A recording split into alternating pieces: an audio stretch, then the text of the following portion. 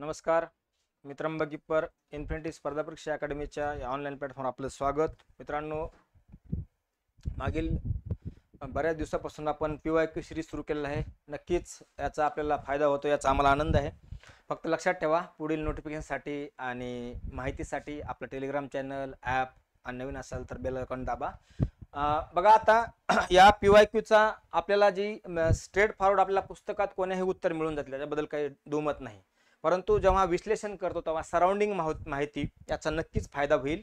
मी तुम्हाला एक नक्की शब्द सांगतो, ते शब्द लक्षात ठेवा. क्वेश्चन एक जरी घेत असलं मी तर डिस्कशनला, उदाहरणामध्ये हा क्वेश्चन सारे जहां से अच्छा हिंदुस्तान हमारा, याची जे सराउंडिंग माहिती आहे किंवा ज्याचं जे रेफरन्स आहे त्याचा नक्की आपल्याला येणाऱ्या एक्झामला फायदा होईल. चला, हे गीत कोणी लिहिलं किंवा या गाण्याचे लेखक कोण? रामप्रसाद बिस्मिल, अरविंद घोष, मोहम्मद इक्बाल, लाल लजपत राय. मित्रांनो, सारे जहां से अच्छा हिंदुस्तान हमारा हे गाणं फेमस आहे, हे गीत फेमस आहे. याचं उत्तर आहे मोहम्मद इक्बाल. काय उत्तर आहे? मोहम्मद इक्बाल हे याचं उत्तर आहे. रामप्रसाद बिस्मिल, आपल्याला आठवलं की एक शब्द आठवतो, Hindustan Republic army. Hindustan Republic army जे 1924 ला स्थापन झाली होती आणि यांनी एक कार्य केलं होतं ज्याला काकोरी डकेत म्हणतो किंवा काकोरी ट्रेन लूट म्हणतो, काकोरी डकेत. ठीक आहे, याच्या संबंधी रामप्रसाद बिस्मिल आणि अशफाकुल्ला खान यांना फाशी झाली होती. ठीक आहे. अरविंद घोष म्हटलं की जहाल मतवादी विचारसरणीचं व्यक्तिमत्व. ठीक आहे. वंदे मातरम वृत्तपत्र.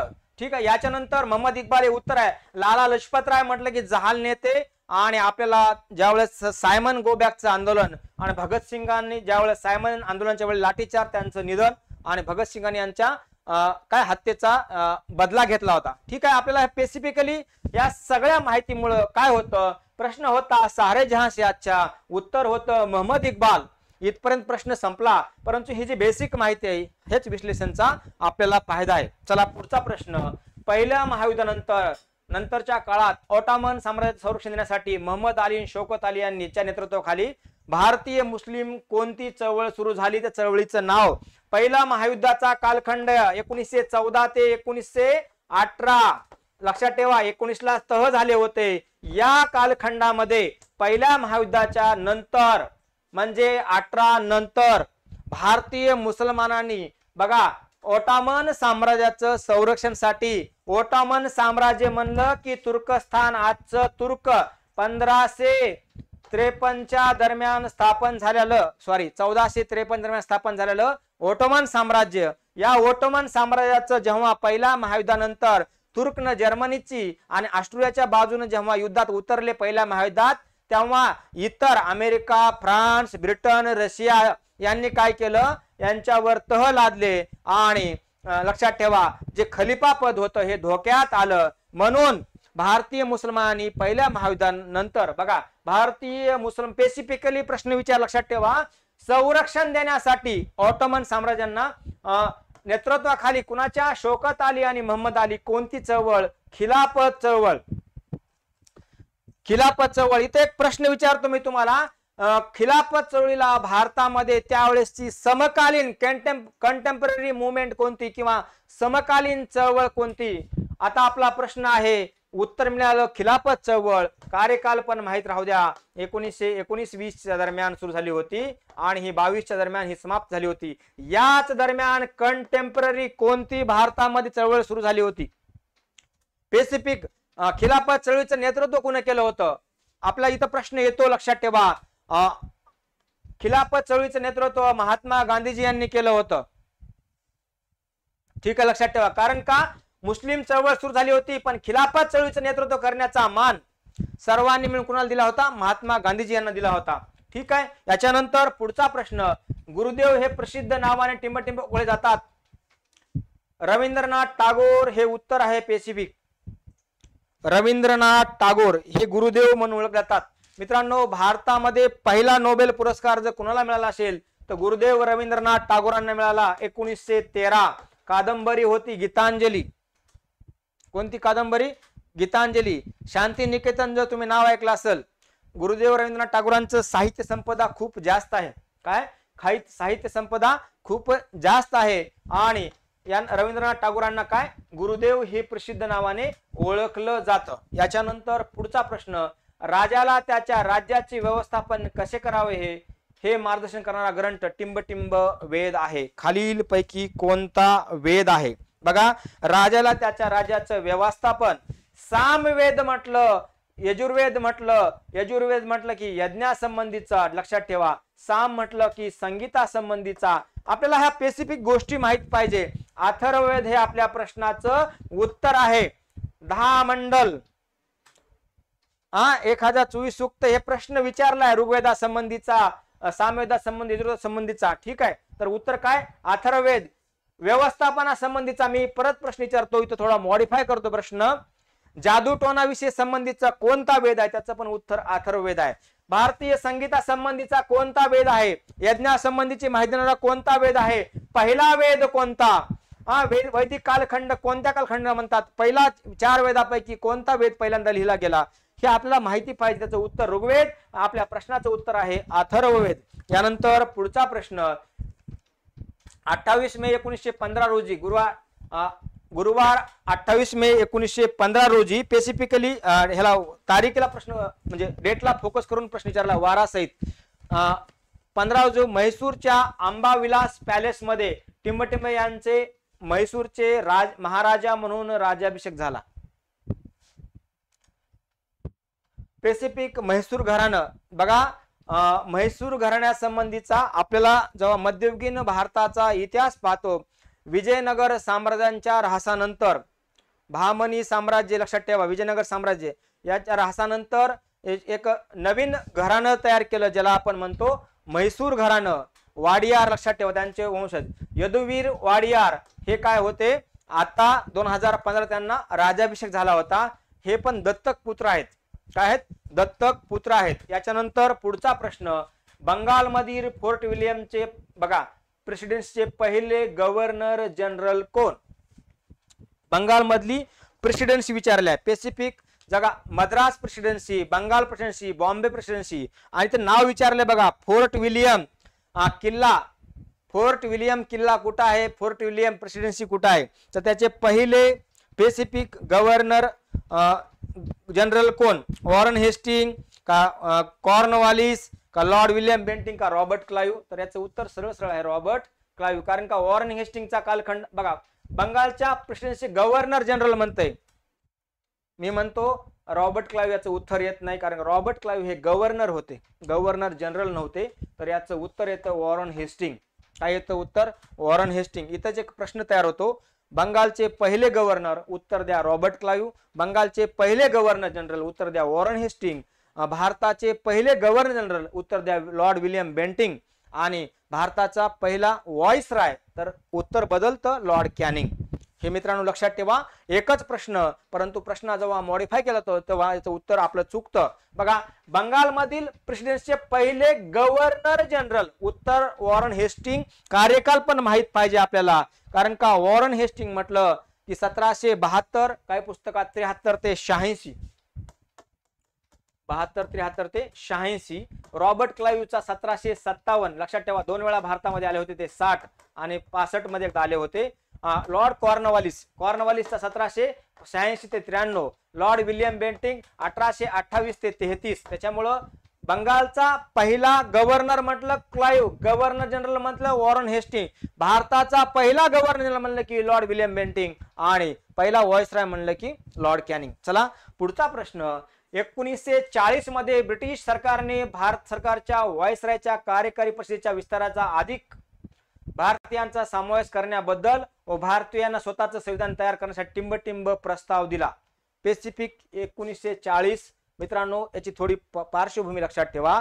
जगामध्ये यावेळेस दुसरं महायुद्ध चालू होतं आणि काँग्रेसच्या ज्या काही प्रादेशिक सरकार होते त्यांनी राजीनामा दिला होता आणि काँग्रेसनं स्पेसिफिक भारतीयांनी दुसऱ्या महायुद्धामध्ये विरोध केला होता. त्यावेळेस आपल्याला काय दिलं होतं? त्यांनी एक प्रस्ताव दिला होता. आता जर डेट माहित असेल, कॅबिनेट मिशन कधीचं होतं, ऑगस्ट ऑफर कधीच होतं, चर्चिल वोट आणि क्रिप्स मिशन म्हणलं की 1942चं उत्तर येतं. काय येतं? 1942. आणि कॅबिनेट मिशन म्हटलं की 1946. परंतु लक्षात ठेवा, हे चर्चिल वोट आपल्या संबंधी नव्हता, तर ऑगस्ट ऑफर ही 1940ची घोषणा होती. हा एक प्रस्ताव होता.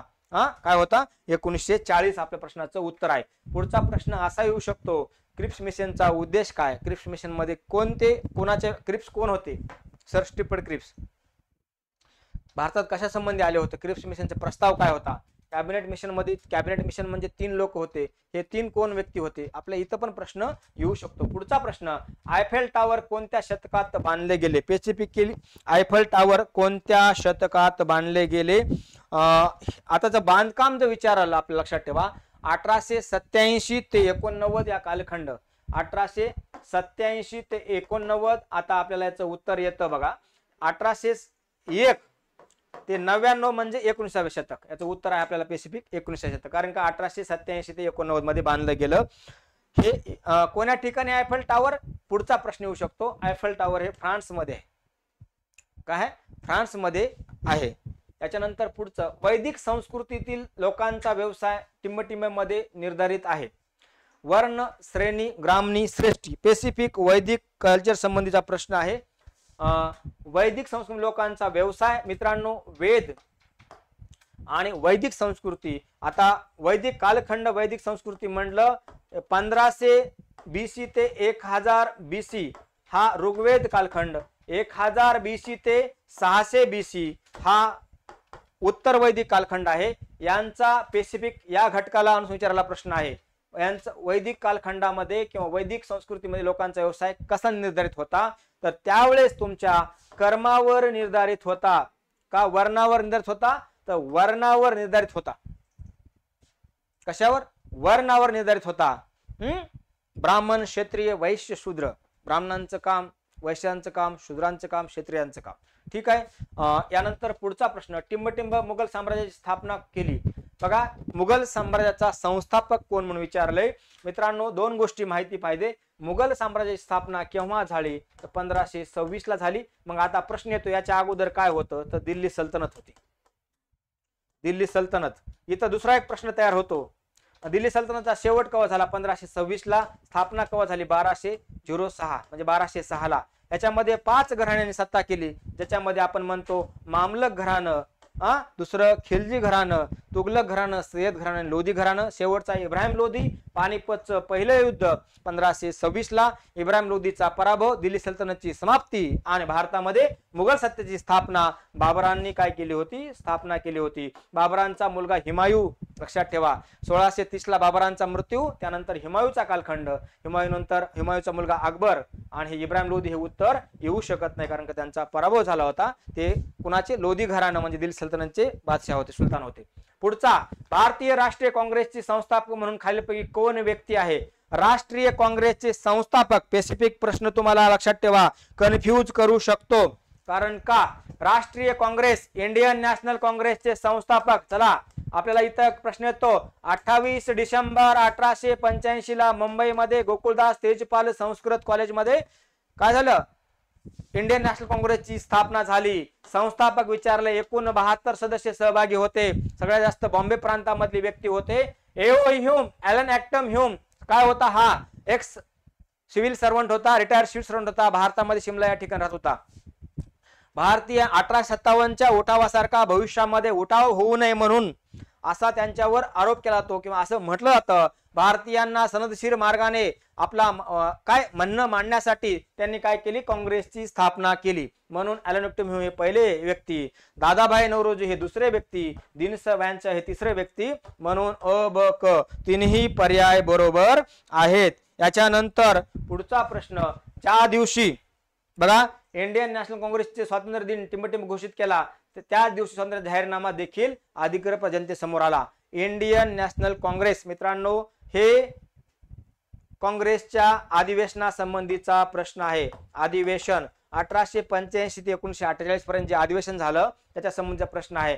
खरं तर 1929 लाहोरला, ज्याला आपण म्हणतो लाहोर रावी नदीच्या काठी जे अधिवेशन झालं, पंडित जवाहरलाल नेहरू अध्यक्ष होते. यावेळेस लक्षात ठेवा, एक डेडलाईन देण्यात आली होती, परंतु ही डेडलाईन मान्य केली गेली नाही. आणि 26 जानेवारी 1930 हा लक्षात ठेवा काय जाहीरनामा अधिकृतपणे घोषित करण्यात आला. आणि 26 जानेवारी 1930 हा आपला प्रजासत्ताक दिन म्हणून पण आपण साजरा करतो. त्याच्यानंतर गोंडवानाची राणी टिंबटिंब होती. चांद बीबी नाही, रॉंग. राणी पद्मावती रॉंग, राणी दुर्गावती यस, नूरजहान नाही, मुघलांची होती. त्यामुळे आपल्याला हे माहित पाहिजे. चांद बेबी अहमदनगर, राणी पद्मावती राजस्थान मधलं. त्यामुळे हा तुम्हाला स्पेसिफिक व्यक्ती महिलांना फोकस करून विचारलेला हा प्रश्न. राणी दुर्गावती गोंडवाना, काय राणी दुर्गावती गोंडवाना लक्षात ठेवा. दलपत शाह यांची ती काय होते, पत्नी होत्या. ठीक आहे. 1524 ते 64 हा त्यांचा कालखंड आहे राणी दुर्गावती. त्याच्यानंतर पुढचा प्रश्न, 1919 मध्ये इंग्लंडच्या संसदेचा हा टिंबटिंब अधिनियम होता. यामार्फत भारत सरकारमधील भारतीयांचा सहभाग वाढवण्यात आला. जरा थोडा प्रश्न समजून घ्या, कन्फ्यूज करू शकतं. जर तुम्हाला कायद्याचे वर्ष माहित असतील तर याचं उत्तर दो. भारत संसदीय कायदा, Indian parliamentary act, मॉन्टेगो Chelmsford act, imperial act of India आणि भारत सरकार कायदा. स्पेसिफिक त्यावेळेसचे गव्हर्नर जनरल जर माहित पाहिजे, व्हाईसराय माहित पाहिजे, भारत सचिव माहित पाहिजे, तरच याचं उत्तर आपण देऊ शकतो. कारण का चेम्सफोर्ड हे व्हाईसराय होते, गव्हर्नर व्हाईसराय. मॉन्टेगो हे सचिव होते, भारत सचिव. यांच्याच रेफरन्समुळं हे कायदा पास झाला, भारत सरकार कायदा 1919. त्याला गव्हर्नमेंट ऑफ इंडिया ऍक्ट 1919. याच्यामध्ये पहिल्यांदा भारतीयांना सहभाग करून घेण्यासाठी याच्यामध्ये हे दिलं होतं. प्रांतामध्ये शासन स्थापन, दुहेरी शासन आलं होतं. गुरु गोविंद सिंग यांनी स्थापन केलेल्या सैन्य दलाचं नाव काय? मित्रांनो, थोडा प्रश्न धार्मिक गोष्टी संबंधीचा आहे, व्यवस्थितपणे समजून घ्या. तारण दल, खालसा दल, बुद्ध दल आणि गुरुदल. स्पेसिफिक व्यक्तीला फोकस करून विचारलेला प्रश्न आहे. उत्तर आहे खालसा दल, किंवा आपण त्याला खालसा म्हणूया, पण याचे थोडा विस्तार वेगळा आहे. स्पेसिफिक समजून घ्या. एक अकाल सेना होती. काय अकाल सेना? आपल्याला उत्तर आपल्याला नक्कीच फायदा करून देईल. थोडं समजून घ्या. अकाल सेना हे 1606 ते 1699 पर्यंत होती. 1606 ते 1699 पर्यंत. स्पेसिफिक व्यक्तीचं नाव माहित राहू द्या. गुरु हरगोविंद यांनी स्थापन केली होती. गुरु हरगोविंद. हे होमवर्क लिहूनच घ्या, आपल्याला त्याचं नक्कीच काम होईल, कामाला येईल. अकाल सेनानंतर खालसा फौजाची स्थापना झाली. काय? खालसा फौज. खालसा फौज. खालसा फौज. आणि खालसा फौज कधी आली? 1699 ते 1730. म्हणजे स्पेसिफिक अकाल सेनेनंतर काय आलं? खालसा फौज 1730 ला आली. कधी? स्पेसिफिक 1730 ला आली. यानंतर पुढचं दल खालसा. अकाल फौज नंतर काय आलं? पुन्हा दल खालसा. आणि आता आपलं उत्तर येईल दल खालसा. ठीक आहे. दल खालसाची स्थापना 1730 ते 1799 हा कालखंड आहे. याच्यामध्ये स्पेसिफिक व्यक्ती गुरु गोविंद सिंग. काय? गुरु गोविंद सिंग. आपल्याला आता इथं क्लिअर होईल, गुरु गोविंद सिंग. ठीक आहे. म्हणजे दल खालसा किंवा खालसा दलाचं आपलं उत्तर आलं. अकाल सेनेनंतर खालसा फौज, खालसा फौज दल खालसा. यानंतर दल खालसा नंतर पण शीख खालसा सेना. काय? शीख खालसा सेना. खालसा सेना. हे स्पेसिफिक नाव माहित राहू द्या. 1799 ते 1849 पर्यंत. यानंतर यांचे आणखीन बरेच ब्रांचेस होतात. उदाहरणामध्ये अकाल निहंग. लक्षात ठेवा. जे तारण दल किंवा बुद्ध दल आहे ह्याच्यावर पण आपला प्रश्न येऊ शकतो. ऍक्च्युली ते खालसा दलाच्या शाखा होत्या. ठीक आहे. म्हणजे खालसा फौज, अकाल सेना, दल खालसा आणि शीख खालसा सेना हे एका प्रश्नामुळे आपल्याला चारीची माहिती मिळाली. संबंधित व्यक्ती पाठ करा. इथं फक्त लिहा कपूर सिंह. म्हणजे इथं आपल्याला कन्फ्यूज करू शकतं. म्हणजे हरगोविंद यांनी कोणती स्थापन केली? खालसा फौज कोण स्थापन केली? गुरु गोविंद सिंगांनी कोणती सेना स्थापन केली? याचं उत्तर आपल्याला मिळू शकतं. चाणक्य कौटिल्य हे टिंबटिंबचे सल्लागार होते. चाणक्य बघा तक्षशिलाचा आचार्य होता. तक्षशिला म्हणजे आजच्या पाकिस्तान मधलं हे प्राचीन भारतातलं विद्यापीठ आहे. नालंदा, तक्षशिला. त्यापैकी नालंदा हे बिहारमध्ये येतं, तर तक्षशिला हे पाकिस्तान मध्ये येतं. तक्षशिलेचा एक आचार्य होता, त्यांचं नाव चाणक्य, विष्णुगुप्त, कौटिल्य. ठीक आहे. पुस्तक कोणतं? अर्थशास्त्र. त्यांनी काय केलं? हे कुणाचे सल्लागार होते? तर चंद्रगुप्त मौर्याचे सल्लागार होते. कुणाचे सल्लागार होते? चंद्रगुप्त मौर्याचे सल्लागार होते. 375 ते बघा ते 288 हा त्यांचा कालखंड आहे. कुणाचा? चाणक्याचा.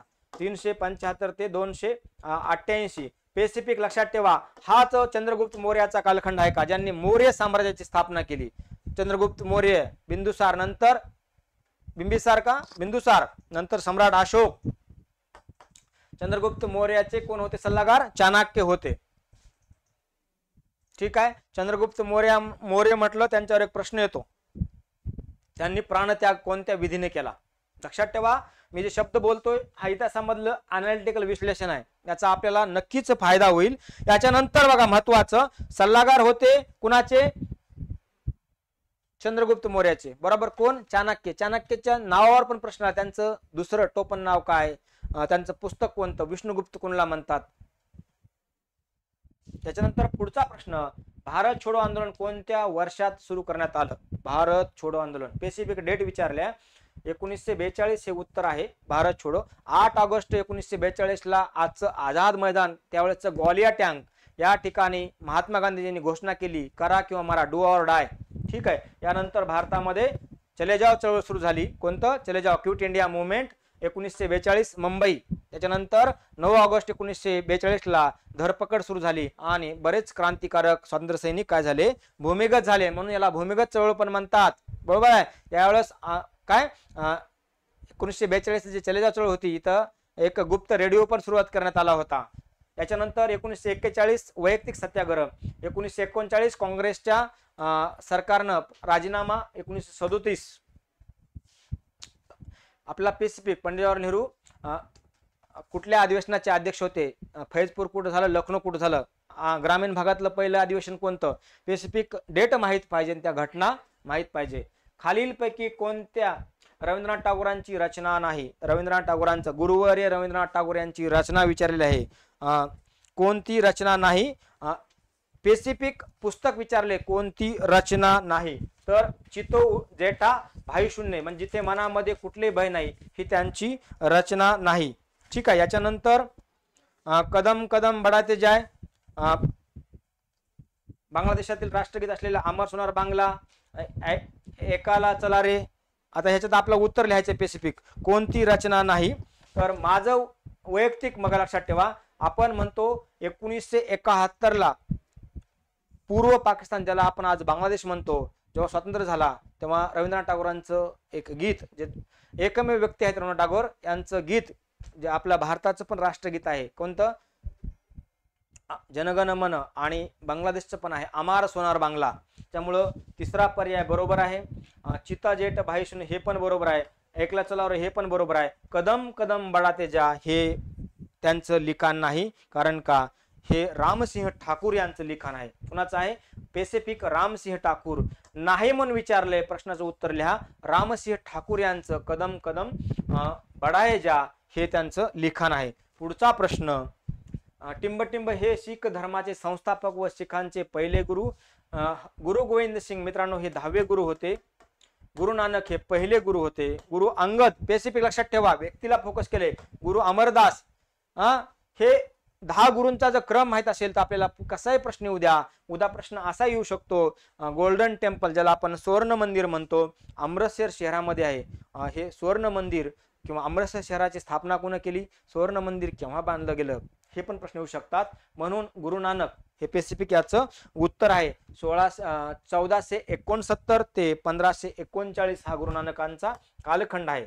1469 ते 1539. मित्रांनो, तुम्हाला जर असा प्रश्न आला शीख धर्माची स्थापना केव्हा झाली, तर शतक सांगा. 15व्या शतकामध्ये झाली. याच्यानंतर पुढचा प्रश्न आहे, वास्को द गामा हे प्रसिद्ध टिंबटिंब होते, कुठले होते विचारले? फ्रेंच होते का, पोर्तुगीज होते का, ब्रिटिश का, ऑस्ट्रेलियन? याचं उत्तर आहे पोर्तुगीज होते. 1498 ला हे भारतामध्ये आले होते. टोटल 3 वेळा भारतात आले. किती? 1498 ला पहिल्यांदा, त्याच्यानंतर 1501 ला आणि 1524 ला. ज्यावेळेस 1524 ला आले त्यावेळेस ते बिमार पडले आणि कोचीन या ठिकाणी त्यांचं निधन झालं.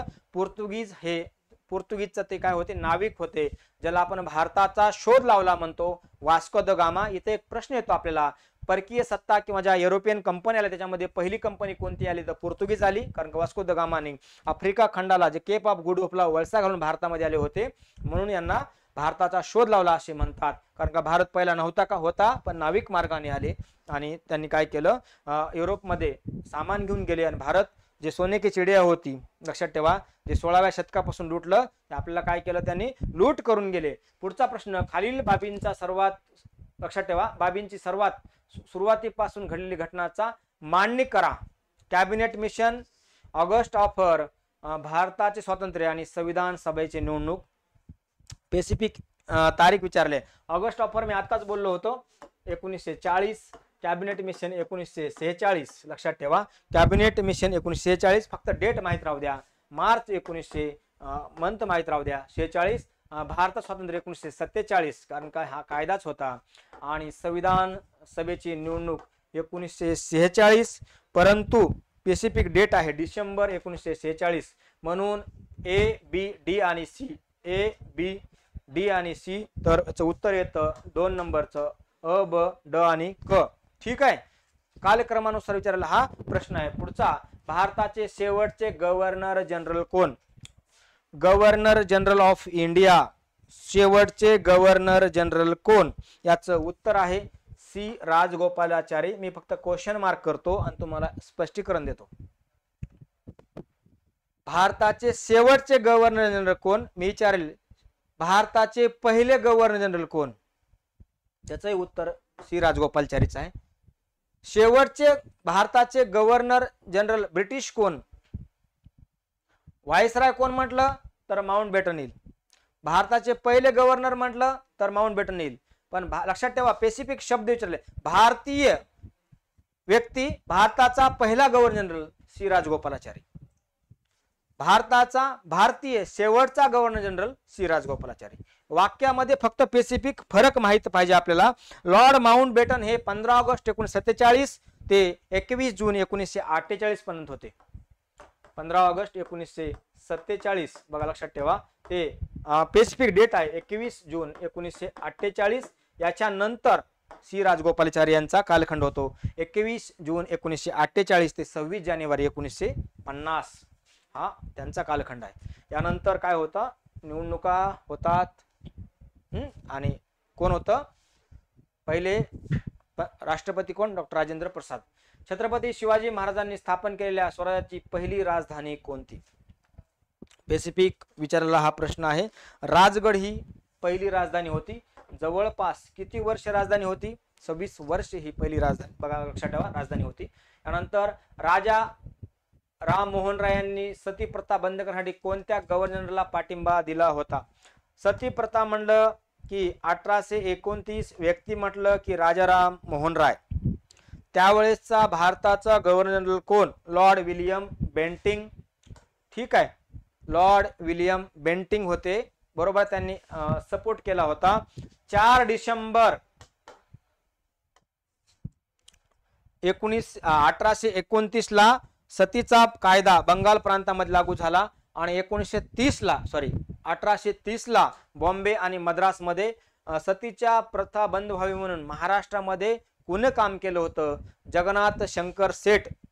आपल्याला हा प्रश्न माहित राहू द्या, कारण का जर प्रश्न राजाराम मोहन राय यांच्यावर विचारला असेल तर महाराष्ट्र संबंधी असाही प्रश्न येऊ शकतो. आणि आजच्या लेक्चरचा शेवटचा प्रश्न, जगातील सर्वात जुने संग्रहालय टिंबटिंब शहराच्या उत्खननामध्ये सापडलेलं आहे. तर त्याचं उत्तर आहे ऊर या शहरामध्ये काय संग्रहालय सापडलेलं आहे. आताच छत्रपती शिवाजी म्युझियमवर मागच्या लेक्चरमध्ये मी सांगितलं होतं. आज प्रश्न आला होता अंबाविलास पॅलेस. ठीक आहे, साहित्य संबंधीचा रायगडावर प्रश्न आलाय, राजगडावर पण प्रश्न आलाय. आपल्याला ह्या बेसिक गोष्टी एक क्ल्यू देऊन जातात भविष्यातील एक्झामला. काय डायरेक्टली आणि इनडायरेक्टली कला, साहित्य, वास्तुकला, स्थापत्यकला याच्यावर प्रश्न आणि व्यक्ती यांच्या अनुसरण प्रश्न येतात. फक्त लक्षात ठेवा, भारताचा इतिहास जरी नाव असलं तरी स्पेसिफिक महाराष्ट्र इतिहासावर जास्त प्रश्न आहेत. आपलं सिरीज हे कंटिन्यू राहील. काय करा, इन्फिनिटी स्पर्धा परीक्षा चॅनल सबस्क्राईब करा, ॲप डाउनलोड करा आणि नोटिफिकेशनसाठी आमचं बेल आयकॉन बटन दाबा. धन्यवाद, भेटूया पुन्हा.